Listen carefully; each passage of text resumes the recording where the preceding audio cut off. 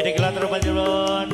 Mas Saifo ingkang wonten kawasan Banjar Gudang Bluluk Lamongan. Ayahe bocil Saifo ya. Pak Den ingkang wonten Gedung Pucang Kedung Manis sampai Lamongan ya. Pak Den Sumarti ya. Wonten Gedung Pucang Kedung Manis sampai Lamongan. Pak Pri Juruk Priban Lamongan ya. Pak Pri Juruk.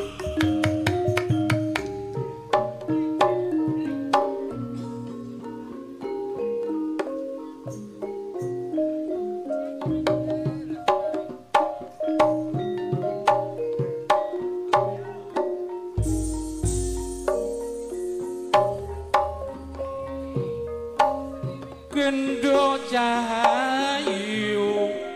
jenengmu sapa sliramu rara sempatra relanono aku ngemis tresno wong ayu klapa mudha leganono nami kula mas musti kula ras sampun dangu ditinggal wong lanang kula niki sik rondo bantungan sampun pisah ranjang nanging durung pekatan kurang ajaran do bojomu kowe duwe bojo ora tau ditonggoni senajan kowe ndo rondo gantungan aku saged ngenteni kowe pegatan Witing tresno mas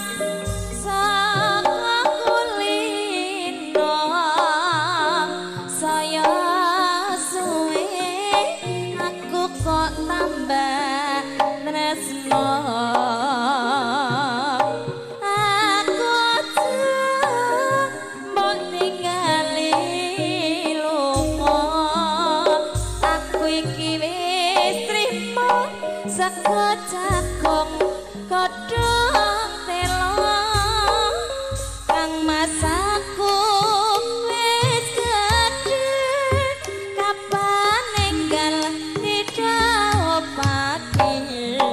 akeh joko sing padha nglamari nanging kang masing tak cintai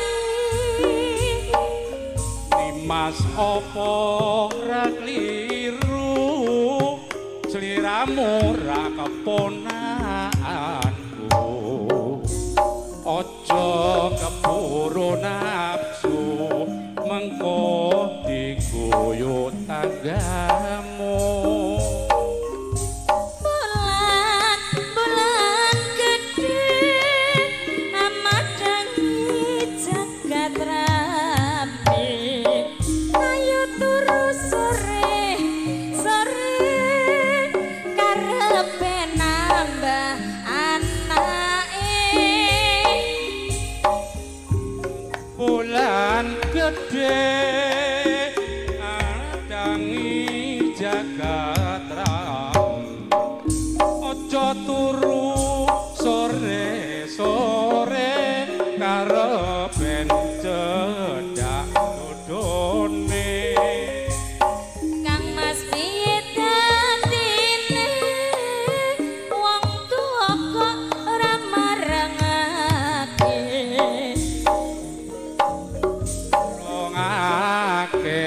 akeh wong liya ora pidulure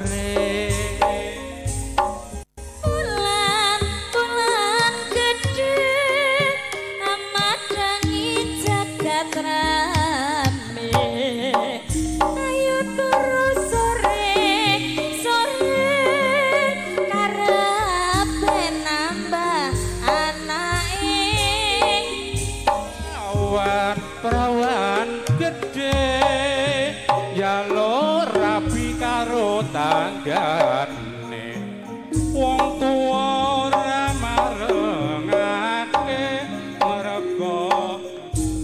didul dhewe kang mes piye atine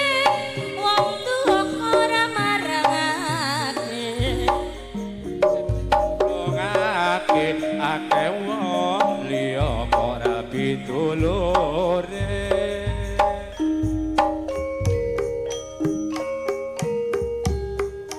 abang ijo ning prapatan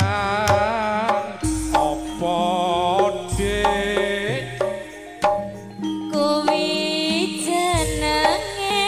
setopan putih ning kuburan apa dek kuwi jenenge pocongan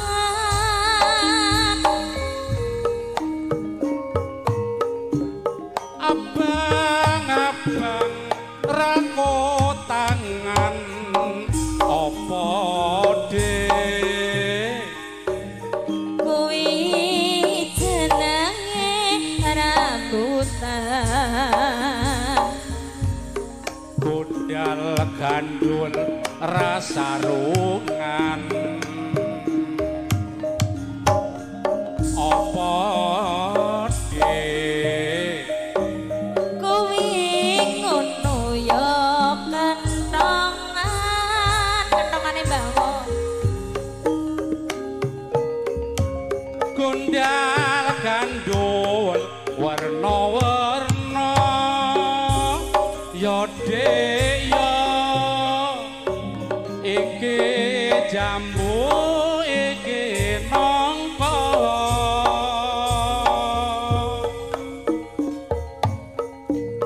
sing mandul-mandul pancen nikmat ya mas ya ana terong ana tomat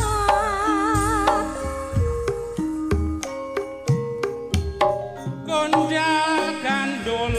ana kuping apa dek iki ngono ante-ante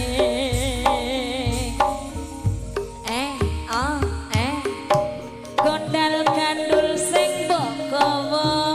apa dim iki koncine mbok rondo matur suwun